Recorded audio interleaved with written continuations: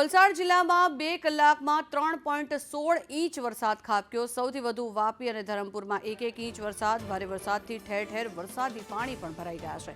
Vapi મનપાની pre monsoon કામગીરીના ધજાગરા ઉડી રહ્યા છે, ત્યારે 1 ઇંચ વરસાદમાં રેલવે ગરનાળું પાણી જ પાણી થઈ ગયું છે।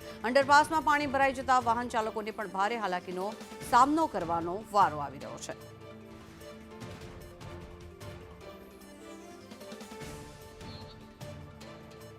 તો આ દ્રશ્યો જે આપ જોઈ રહ્યા છો, વલસાડના આ દ્રશ્યો કે જેમાં 2 કલાકમાં 3.16 ઇંચ વરસાદ ખાબક્યો છે અને તેના કારણે થઈને અનેક વિસ્તારોમાં પાણી ભરાઈ ગયા છે। આ ગરનાળાના દ્રશ્યો સંદેશ ન્યૂઝની ટીવી સ્ક્રીન પર એક્સક્લુઝિવ દ્રશ્યો આપ હાલ જોઈ રહ્યા છો કે જેમાં પાણી ભરાઈ જવાના કારણે થઈને ગરનાળામાંથી પસાર થતા લોકોને ભારે હાલાકીનો સામનો કરવાનો વારો આવી રહ્યો છે। હજી તો ઉનાળો છે, ચોમાસું બેઠું જ નથી, શરૂઆત નથી થઈ ચોમાસાની, ત્યારે આ કમોસમી વરસાદમાં પણ જો આ પરિસ્થિતિ સર્જાતી હોય તો પછી ભર ચોમાસામાં શું સ્થિતિ થશે તેને લઈને અનેક સવાલો અહીંયા ઉઠી રહ્યા છે। ત્યારે સ્થાનિકોમાં પણ ભારે રોષ છે, કારણ કે વાહન ચાલકો હોય કે પછી રાહદારીઓ હોય, ઘૂંટણસમા પાણીમાંથી પસાર થવા માટે તે લોકો મજબૂર બન્યા છે, જેને લઈને વાપી મનપાની પ્રી મોન્સૂન કામગીરીના ધજાગરા ઉડતા અહીંયા નજરે પડી રહ્યા છે।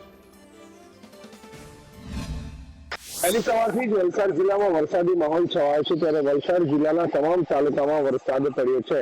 વલસાડ જિલ્લામાં છેલ્લા 2 કલાકની અંદર 3.16 ઇંચ જેટલો વરસાદ ખાબક્યો છે। તો બીજી તરફ છે જે વલસાડના કેટલાક વિસ્તારોમાં રસ્તા ઉપર પાણી ભરાયા છે, તો સાથે સાથે વાપીના અંડરપાસમાં પણ જે છે પાણી ભરાતા વાહન ચાલકોને ભારે હાલાકીનો સામનો કરવો પડ્યો હતો।